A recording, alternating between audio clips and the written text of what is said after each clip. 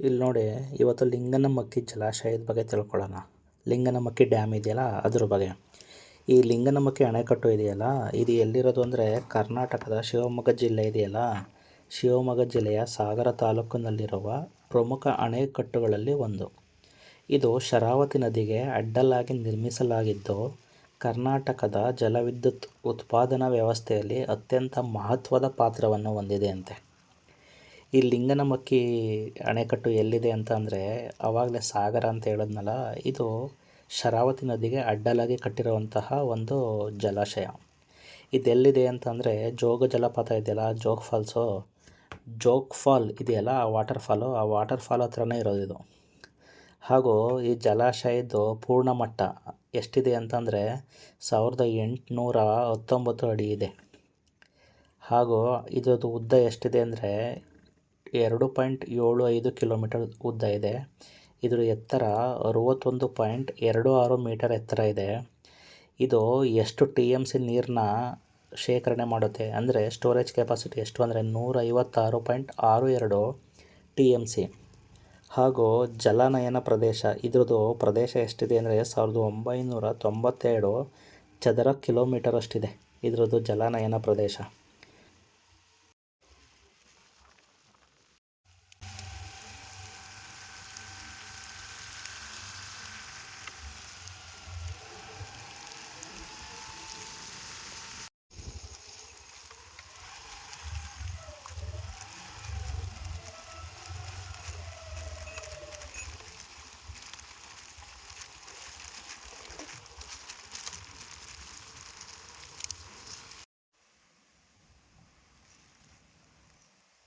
ಇದು ನೋಡಿ, ಇದೇ ಲಿಂಗನಮಕ್ಕಿ ಜಲಾಶಯದ ಪ್ರಮುಖ ನೀರಿನ ಮೂಲ ಯಾವುದು ಅಂದರೆ ಶರಾವತಿ ನದಿ ಮತ್ತು ಅದರ ಜಲಾನಯನ ಪ್ರದೇಶ. ಅಂದರೆ ಈ ಪಶ್ಚಿಮ ಘಟ್ಟ ಪ್ರದೇಶದಲ್ಲಿ ಮುಂಗಾರು ಸಮಯದಲ್ಲಿ ಭಾರೀ ಪ್ರಮಾಣದಲ್ಲಿ ಮಳೆಯಾಗುತ್ತದೆ. ಈ ಮಳೆಯ ನೀರು ಸಣ್ಣ ದೊಡ್ಡ ಕೆರೆ ಕುಂಟೆಗಳು ತುಂಬಿ ಆ ನದಿಗಳ ಮೂಲಕ ಶರಾವತಿ ನದಿಗೆ ಸೇರುತ್ತದೆ. ಆದ್ದರಿಂದ ಮಳೆಗಾಲದಲ್ಲಿ ಲಿಂಗನಮಕ್ಕಿ ಜಲಾಶಯಕ್ಕೆ ಭಾರೀ ಪ್ರಮಾಣದ ನೀರು ಹರಿದು ಬರುತ್ತದೆ ಅಂತೆ. ತುಂಬ ಸ್ಟೋರೇಜ್ ಪಾಯಿಂಟ್ಗಳೆಲ್ಲ ಇದೆ. ಈ ಸ್ಟೋರೇಜ್ ಪಾಯಿಂಟ್ಗಳಲ್ಲಿ ತುಂಬ ನೀರೆಲ್ಲನೂ ಶೇಖರಣೆ ಮಾಡಿ ಸ್ಟೋರೇಜ್ ಮಾಡಿ ಇಟ್ಕೊಳ್ತಾರೆ. ಅದಾದಮೇಲೆ ಲಿಂಗನಮಕ್ಕಿಯಲ್ಲಿ ಸಂಗ್ರಹವಾಗುವ ನೀರನ್ನು ಶರಾವತಿ ಜಲವಿದ್ಯುತ್ ವ್ಯವಸ್ಥೆಯ ಮೂಲಕ ವಿದ್ಯುತ್ ಉತ್ಪಾದನೆಗೆ ಬಳಸಲಾಗುತ್ತದೆಯಂತೆ. ಸರಳವಾಗಿ ಹೇಳುವುದಾದರೆ, ಪಶ್ಚಿಮ ಘಟ್ಟದಲ್ಲಿ ಮಳೆಯಾದಾಗ ಅದು ಶರಾವತಿ ನದಿಗೆ ಹೋಗುತ್ತೆ. ಅದಾದಮೇಲೆ ಲಿಂಗನಮಕ್ಕಿ ಜಲಾಶಯಕ್ಕೆ ಹೋಗುತ್ತೆ. ಅದಾದಮೇಲೆ ಆ ನೀರನ್ನ ಜಲವಿದ್ಯುತ್ ಅಂದರೆ ಎಲೆಕ್ಟ್ರಿಕ್ ಜನರೇಷನ್ ಮಾಡೋಕ್ಕೆ ಯೂಸ್ ಮಾಡ್ಕೋತಾರೆ. ಅದಾದಮೇಲೆ ಜೋಗ ಜಲಪಾತಕ್ಕೆ ನೀರು ಹೋಗುತ್ತೆ. ಈ ಲಿಂಗನಮಕ್ಕಿ ಡ್ಯಾಮ್ಗೂ ಜೋಗ ಜಲಪಾತಕ್ಕೂ ಏನು ಸಂಬಂಧ ಅಂತಂದರೆ, ಈ ಜೋಗ ಜಲಪಾತ ಇದೆಯಲ್ಲ, ಈ ಜೋಗ ಜಲಪಾತ ಶರಾವತಿ ನದಿಯಲ್ಲೇ ಇರೋದು. ಆದರೆ ಲಿಂಗನಮಕ್ಕಿ ಅಣೆಕಟ್ಟು ಮತ್ತು ಜೋಗ ಜಲಪಾತ ಎರಡೂ ಒಂದೇ ಶರಾವತಿ ನದಿ ವ್ಯವಸ್ಥೆಯ ಭಾಗ ಅಷ್ಟೇ. ಜೋಗ ಜಲಪಾತದಲ್ಲಿ ಶರಾವತಿ ನದಿ ದೊಡ್ಡ ಎತ್ತರದಿಂದ ಕೆಳಕ್ಕೆ ಧುಮುಕುತ್ತೆ. ಆದರೆ ಜೋಗ ಜಲಪಾತದ ನೀರಿನ ಹರಿವು ವರ್ಷಪೂರ್ತಿ ಒಂದೇ ರೀತಿ ಇರುವುದಿಲ್ಲ. ಹಾಗೂ ಮುಂಗಾರು ಮಳೆಯಲ್ಲಿ ಮಾತ್ರ ಜಾಸ್ತಿ ಆಗಿರ್ತದೆ. ಜಲಾಶಯದ ನೀರಿನ ಮಟ್ಟ ಮತ್ತು ನೀರಿನ ಬಿಡುಗಡೆ ಅದೆಲ್ಲನೂ ಕೂಡ ಈ ಶರಾವತಿ ನದಿ ಮೇಲೆ ಕೂಡ ಇರುತ್ತಂತೆ. ಹಾಗೂ ನೀವು ಈ ರೂಟಲ್ಲಿ ಏನಾದ್ರು ಹೋಗ್ತಿದ್ರೆ ದೇವಸ್ಥಾನಕ್ಕೆ ವಿಸಿಟ್ ಕೊಡಿ, ತುಂಬ ಚೆನ್ನಾಗಿದೆ. ಹೊರಗಡೆಯಿಂದ ನೋಡೋಕ್ಕಂತೂ ತುಂಬ ಚೆನ್ನಾಗಿ ಕಾಣಿಸ್ತೈತೆ ಈ ದೇವಸ್ಥಾನ.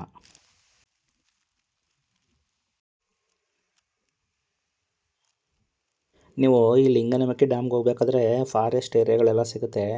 ಹಾಗೆ ಇಲ್ಲಿ ನೀವು ಹೋಗ್ತಾ ಇರ್ತೀರಲ್ಲ, ಲಿಂಗನಮಕ್ಕಿ ಡ್ಯಾಮ್ನ ನೋಡಬೇಕು ಅಂತ ನೀವು ಎಂಟ್ರೆನ್ಸ್ ಆಗಬೇಕಾದ್ರೆ ಕೆಲವೊಂದು ಸ್ಟೋರೇಜ್ ಪಾಯಿಂಟ್ಗಳೆಲ್ಲ ಸಿಗುತ್ತೆ. ಈಗ ಹಂಗೆ ಎಲ್ಲೊಬ್ಬರು ತೋರಿಸ್ತಾರೆ ನೋಡಿ ಸ್ಟೋರೇಜ್ ಪಾಯಿಂಟ್ ಹೇಗಿದೆ ಅಂತ. ಅದು ಆ್ಯಕ್ಚುಲಿ ಇವರು ಇಲ್ಲೇ ಲೋಕಲ್ ಇರೋವಂಥವ್ರು, ಲೋಕಲೈಟ್ ಇವರು. ಇವ್ರಿಗೆ ಇಲ್ಲಿ ಎಲ್ಲೆಲ್ಲಿ ಸ್ಟೋರೇಜ್ ಪಾಯಿಂಟ್ ಇದೆ ಅಂತೆಲ್ಲ ಗೊತ್ತು. ಹಾಗೂ ಇವರು ಈ ಶರಾವತಿ ನದಿದು ಡ್ಯಾಮ್ ಇದೆಯಲ್ಲ, ಆ ಡ್ಯಾಮ್ದು ಅಂಡರ್ಗ್ರೌಂಡ್ ವಾಟರು ಎಲ್ಲೆಲ್ಲಿದೆ, ಎಲ್ಲೆಲ್ಲೆಲ್ಲ ಹೋಗುತ್ತೆ ಅಂತ ಇವರು ಎಕ್ಸ್ಪ್ಲೇನ್ ಮಾಡಿದ್ದಾರೆ. ಸೊ ನೆಕ್ಸ್ಟ್ ಮುಂದೆ ತೋರಿಸ್ತಾ ಹೋಗ್ತೀನಿ. ಇಲ್ಲಿ ಕಾಣಿಸ್ತಿದೆಯಲ್ಲ ದೂರದಲ್ಲಿ, ಇದೇ ಸ್ಟೋರೇಜ್ ಏರಿಯಾ. ಈ ಥರ ಸ್ಟೋರೇಜ್ ಏರಿಯಾಗಳು ತುಂಬ ಇದೆ ಈ ಶರಾವತಿ ನದಿಲಿ ಹಾಗೂ ಈ ಜೋಗ್ ಫಾಲ್ಸ್ ಹತ್ರ. ಈ ಲಿಂಗನಮಕ್ಕಿ ಜಲಾಶಯದ ಮತ್ತೊಂದು ವಿಶೇಷತೆ ಎಂದರೆ, ಈ ಸುತ್ತಮುತ್ತಲೂ ಪಶ್ಚಿಮ ಘಟ್ಟಗಳ ಹಸಿರು ಪರಿಸರ ಇದೆ. ಹಾಗೂ ಜಲಾಶಯದ ಸುತ್ತಮುತ್ತ ಕಾಡು, ಬೆಟ್ಟಗುಡ್ಡಗಳು ಮತ್ತು ವಿಶಾಲವಾದ ಹಿನ್ನೀರು ಪ್ರದೇಶಗಳನ್ನು ಕೂಡ ಕಾಣಬಹುದು. ಈ ಮಳೆಗಾಲದಲ್ಲಿ ಈ ಪ್ರದೇಶ ಸೌಂದರ್ಯ ಮತ್ತಷ್ಟು ಹೆಚ್ಚುತ್ತದೆಯಂತೆ. ಹಾಗೂ ಇಲ್ಲಿ ಈ ಫಾರೆಸ್ಟ್ ಒಳಗಡೆ ಇಲ್ಲಿ ಕಾಣಿಸ್ತಿದೆಯಲ್ಲ, ಈ ಜಾಗದಿಂದ ನಾವು ಡ್ಯಾಮ್ನ ನೋಡ್ಬೋದು. ಇದು ತುಂಬ ದೂರದಿಂದ ಇರೋದು, ಬಟ್ ಈ ಚೆಕ್ ಪಾಯಿಂಟಿಂದ ನಿಂತ್ಕೊಂಡು ನೋಡಿದ್ರೆ ಇದೊಂದು ಚೆಕ್ ಪಾಯಿಂಟು. ಅಲ್ಲಿ ಕಾಣಿಸ್ತದೆ ನೋಡಿ ಡ್ಯಾಮು. ಕೆಲವು ಸಲ ಡ್ಯಾಮ್ ಹತ್ರ ಬಿಡೋದಿಲ್ಲ. ನಾನು ಹೋದಾಗ ಡ್ಯಾಮ್ ಹತ್ರದಲ್ಲಿ ಬಿಡದೇ ಇರೋ ಕಾರಣಕ್ಕೋಸ್ಕರ ಈ ಚೆಕ್ ಪಾಯಿಂಟ್ ಹತ್ರ ಬಂದು ನಿಂತ್ಕೊಂಡು ನೋಡಿದೆ. ನಾನು ಹೋದಾಗ ಅಷ್ಟೊಂದು ನೀರೇನು ಇರಲಿಲ್ಲ. ಈಗ ನೋಡಿ ಇಲ್ಲಿ ಕಾಣಿಸ್ತಿದೆಯಲ್ಲ, ಇದೆಲ್ಲ ಫಾರೆಸ್ಟ್ ಏರಿಯಾ ಮತ್ತು ಅದು ಡ್ಯಾಮು. ಅಲ್ಲಿ ತುಂಬ ದೂರದಲ್ಲಿ ಕಾಣಿಸ್ತಿದೆ ನೋಡಿ ಡ್ಯಾಮು. ಅದು ನೀರು ಬಿಟ್ಟಾಗ ಇಲ್ಲಿ ಕಾಣಿಸ್ತದೆ. ಡ್ಯಾಮ್ ಗೇಟ್ಸ್ ಏನಾದ್ರು ಓಪನ್ ಮಾಡಿದಾಗ ಇಲ್ಲಿ ಕಾಣಿಸ್ತದೆ ನಮಗೆ. ಈ ಜಾಗದಿಂದ ನಿಂತ್ಕೊಂಡು ನೋಡ್ಬೋದು ಡ್ಯಾಮ್ನ. ಇಲ್ಲಿ ಕಾಣಿಸ್ತಿದೆಯಲ್ಲ, ಇದು ಭಟ್ಕಳ ರೋಡ್. ಇದು ಸಾಗರ ಅಥವಾ ತಾಳಗುಪ್ಪ ಅಥವಾ ನೀವು ಜೋಗ್ ಫಾಲ್ ವಾಟರ್ ಫಾಲಿಂದ ಬರಬೇಕಿದ್ರೆ ನೀವು ಈ ರೋಡಲ್ಲಿ ಭಟ್ಕಳ ಹೋಗ್ಬೇಕಿದ್ರೆ ಇದು ಲೆಫ್ಟ್ ಸೈಡಿಗೆ ಸಿಗುತ್ತೆ ಡ್ಯಾಮು. ಈ ಡ್ಯಾಮ್ ಹತ್ರ ಹೋದರೆ ಅಂಡರ್ಗ್ರೌಂಡ್ ಕನೆಕ್ಷನ್ ಇದೆಯಲ್ಲ ಅದೆಲ್ಲ ನೋಡ್ಬೋದು. ಬಟ್ ಎಲ್ಲ ಸಲವೂ ಇಲ್ಲಿ ಅಲೋ ಮಾಡ್ತಾರೆ ಅಂತ ಹೇಳೋಕ್ಕಾಗಲ್ಲ. ನಾನು ಆವಾಗಲೇ ಹೇಳಿದ್ನಲ್ಲ ಆ ಚೆಕ್ ಪಾಯಿಂಟು, ಈ ಚೆಕ್ ಪಾಯಿಂಟ್ ಕಾಣಿಸುತ್ತೆ. ನಾವು ಆ ರೋಡಲ್ಲಿ ಬಂದರೆ ಆ ಜಾಗದಲ್ಲಿ ಬಂದು ಇಲ್ಲಿ ನಿಂತ್ಕೊಂಡು ನೋಡಿದ್ರೆ ಡ್ಯಾಮ್ ಕಾಣಿಸುತ್ತೆ. ಕೆಲವು ಸಲ ಡ್ಯಾಮ್ ಹತ್ರ ಪರ್ಮಿಷನ್ ಬಿಡದೇ ಇದ್ದರೆ ಅಲ್ಲಿ ಹೋಗೋದಕ್ಕೆ, ಅಲ್ಲಿ ನೋಡೋದಕ್ಕೆ ಈ ಚೆಕ್ ಪಾಯಿಂಟಿಂದ ಬಂದು ನಿಂತ್ಕೊಂಡು ನೋಡ್ಬೋದು. ಅಲ್ಲಿ ಕಾಣಿಸ್ತಲ್ಲ ರೋಡು, ಭಟ್ಕಳ ರೋಡು, ಅದ್ರ ಒಳಗಡೆಯಿಂದ ಬರ್ಬೋದು. ಇದು ಬಂದರೆ ಡೈರೆಕ್ಟ್ ಒಂದೇ ರೋಡ್ ಇರ್ತದೆ ಅಲ್ಲಿಂದ ಈ ಜಾಗಕ್ಕೆ ಬರೋದಕ್ಕೆ. ಈ ಚೆಕ್ ಪಾಯಿಂಟಿಂದ ಇನ್ನೊಂದು ಸ್ವಲ್ಪ ಮುಂದೆ ಹೋದರೆ ಈ ಎಲೆಕ್ಟ್ರಿಕ್ ಜನ್ರೇಷನ್ ಮಾಡ್ತಾರಲ್ಲ, ಈ ಶರಾವತಿ ಪವರ್ ಪ್ರಾಜೆಕ್ಟು, ಆ ಪವರ್ ಪ್ರಾಜೆಕ್ಟ್ನೂ ಕೂಡ ಮುಂದೆ ನೋಡ್ಬೋದು. ಅಲ್ಲಿಂದ ಸ್ಟ್ರೈಟ್ ಇದೆ, ಬಟ್ ಅಲ್ಲಿ ಅಲೋ ಇರೋದಿಲ್ಲ, ಒಳಗಡೆ ಅಲೋ ಮಾಡೋದಿಲ್ಲ. ನಿಮ್ಗೆ ಯಾವುದೇ ಕಾರಣಕ್ಕೂ ಅಲೋ ಮಾಡೋದಿಲ್ಲ. ನೀವು ಹೊರಗಡೆ ನಿಂತ್ಕೊಂಡು ನೋಡ್ಕೊಂಡು ಬರ್ಬೋದು. ಹಾಗೂ ಆ ಡ್ಯಾಮ್ ನೀರು ಬಿಡ್ತಾರಲ್ಲ, ಆ ಡ್ಯಾಮ್ ನೀರು ಬಿಟ್ಟಾಗ ಅದರ ಅಂಡರ್ಗ್ರೌಂಡ್ ವಾಟರು ಹೇಗೆ ಹೋಗುತ್ತೆ, ಯಾವ ಕಡೆಯಿಂದ ಹೋಗುತ್ತೆ ಅಂತ ಕಾಣಿಸುತ್ತೆ. ಇಲ್ಲಿ ಕಾಣಿಸ್ತಿದ್ದಿಲ್ಲ, ಇದೇ ಪವರ್ ಪ್ರಾಜೆಕ್ಟು. ಇದ್ರೊಳಗಡೆ ಬಿಡೋಲ್ಲ, ಇದು ಎಲೆಕ್ಟ್ರಿಕ್ ಪವರ್ ಪ್ರಾಜೆಕ್ಟ್. ಇಲ್ಲಿ ಕಾಣಿಸ್ತದೆ ನೋಡಿ. ಇದೆಲ್ಲ ಸ್ಟೋರೇಜ್ ಏರಿಯಾಗೆ ಹೋಗೋ ನೀರು. ಇದು ಈ ಡ್ಯಾಮ್ ಇದೆಯಲ್ಲ, ಡ್ಯಾಮಿಂದ ಈ ಒಳಹರಿವು ನೀರು ಅಂತ ಹೇಳ್ತಾರಲ್ಲ, ಇದೆಲ್ಲ ಇಲ್ಲಿ ಬರ್ತಾ ಇರ್ತದೆ. ಹಾಗೆ ಇಲ್ಲಿ ಅಂಡರ್ಗ್ರೌಂಡ್ ಇದೆ. ಇಲ್ಲಿ ಒಳಗಡೆ ಹೋಗ್ತಾಯಿದ್ರೆ ಈ ನೀರೆಲ್ಲ ಅಂಡರ್ಗ್ರೌಂಡ್ಗೆ ಹೋಗಿ ಸೇರಿಕೊಂಡು ಅದಾದಮೇಲೆ ಈ ಸ್ಟೋರೇಜ್ ಏರಿಯಾಗೆ ಅಂತ ಅಲ್ಲಿ ಮೊದಲೇ ತೋರಿಸೋದ್ನಲ್ಲ ವೀಡಿಯೋದಲ್ಲಿ, ಆ ಸ್ಟೋರೇಜ್ ಏರಿಯಾಗೆ ಹೋಗಿ ಸ್ಟೋರ್ ಆಗುತ್ತೆ ಈ ವಾಟರು. ಅದಾದಮೇಲೆ ಅಲ್ಲಿಂದ ನೀರೇನಾರ ಜಾಸ್ತಿ ಆದರೆ ಮಾತ್ರ ಆ ಜೋಗ್ ಫಾಲ್ ಇದಕ್ಕೆ ವಾಟರ್ ಫಾಲ್ಗೆ ನೀರು ಹೋಗುತ್ತೆ. ಹಾಗೂ ಜೋಗ್ ಫಾಲ್ದು ನೀರು ಹರಿಯುವಿಕೆ ಜಾಸ್ತಿ ಆಗುತ್ತೆ ಆ ಜಾಗದಲ್ಲಿ. ಆಮೇಲೆ ಇದು ತುಂಬ ರಿಸ್ಟ್ರಿಕ್ಟೆಡ್ ಏರಿಯಾ, ಜಾಸ್ತಿ ಜನ ಇಲ್ಲಿ ಹೋಗೋಕ್ಕಾಗಲ್ಲ. ಅಕಸ್ಮಾತ್ ಅಲ್ಲಿ ಏನಾದ್ರು ನಿಂತ್ಕೊಂಡ್ರೆ ನಿಮಗೆ ಫೈನ್ ಹಾಕೋ ಚಾನ್ಸಸ್ ಕೂಡ ಇರ್ತದೆ. ಇಲ್ಲಿ ಕೆಲವು ಮನೆಗಳಿದೆ, ಇಲ್ಲಿ ಇದ್ದಾರಲ್ಲ ಇವ್ರ ಮನೆಯೂ ಇಲ್ಲೇ ಇರೋದ್ರಿಂದ ನಾನು ಇವ್ರ ಜೊತೆ ಬಂದಿರೋದ್ರಿಂದ ನನಗೆ ಒಳಗಡೆ ಪರ್ಮಿಷನ್ ಕೊಟ್ಟಿದ್ದರು. ಇಲ್ಲ ಅಂತಂದರೆ ಎಲ್ರಿಗೂ ಪರ್ಮಿಷನ್ ಕೊಡೋಲ್ಲ. ಸೊ ಹಾಗಾಗಿ ಇಲ್ಲಿ ಹೋಗ್ಬೇಕಿದ್ರೆ ಹುಷಾರಾಗಿ ಹೋಗಬೇಕು. ಅಕಸ್ಮಾತ್ ಏನಾದರೂ ನೀವು ಇಲ್ಲಿ ಬರಬಾರ್ದು, ಆ ಜಾಗದಲ್ಲಿ ನಿಂತ್ಕೋಬಾರ್ದು ಅಂದರೆ ನೀವು ಮುಂದೆ ಹೋಗೋದು ಒಳ್ಳೆಯದು ಈ ಜಾಗದಿಂದ. ಅಲ್ಲಿಂದ ಎಡಿ ಸೇಟ್ ಅಂತ ಅಲ್ಲಿ ವಿದ್ಯುತ್ ಉತ್ಪಾದನೆ ಮಾಡ್ತಾರಲ್ಲ, ಅಲ್ಲಿ ಇವತ್ತು ಇಲ್ಲಿ 2 ಮಿಷನ್ ಇರೋದು, ಅಲ್ಲಿ 11 ಮಿಷನ್ ಇದೆ. 2 ಮಿಷನ್ ಅಂದರೆ ಇದು ಲಿಂಗನ್ ಹೈಡ್ರೋ ಪವರ್ ಪ್ಲಾಂಟ್, ಅಲ್ಲಿ 11 ಮಿಷನ್. ಅಲ್ಲಿಗೆ ಇಲ್ಲಿಂದ ಹೋಗಿ ಸಾಕಾಗಿ ಅಲ್ಲಿಂದ ಅದೇ ಹೈಯೆಸ್ಟ್ ಉತ್ಪತ್ತಿ ಆಗೋದೇ ಅಲ್ಲಿ ಕರ್ನಾಟಕದಲ್ಲಿ. ಅದು MG ಮಹಾತ್ಮ ಗಾಂಧಿ AB ಸೇಟ್.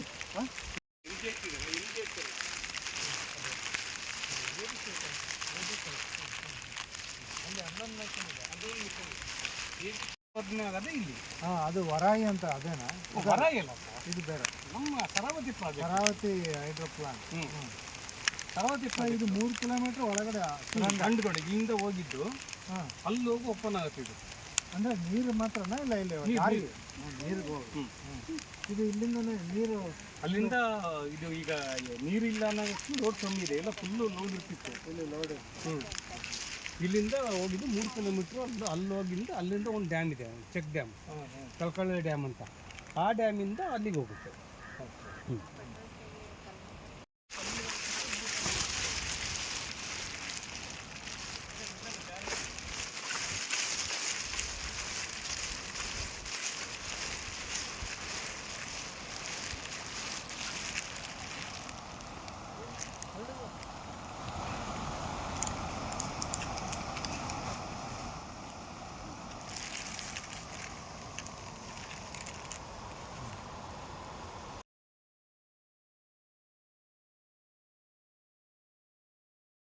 ಈ ಡ್ಯಾಮ್ನ 1960ನೇ ಇಸ್ವಿಯಲ್ಲಿ ಕಟ್ಟಿರೋದಂತೆ. ಈ ವಿಡಿಯೋ ಏನಾದ್ರು ಇಷ್ಟ ಆದರೆ ಲೈಕ್ ಮಾಡಿ, ಹಾಗೂ ನಮ್ಮ ಚಾನಲ್ನ ಸಬ್ಸ್ಕ್ರೈಬ್ ಮಾಡಿ. Thanks for watching. Please subscribe to my channel and support.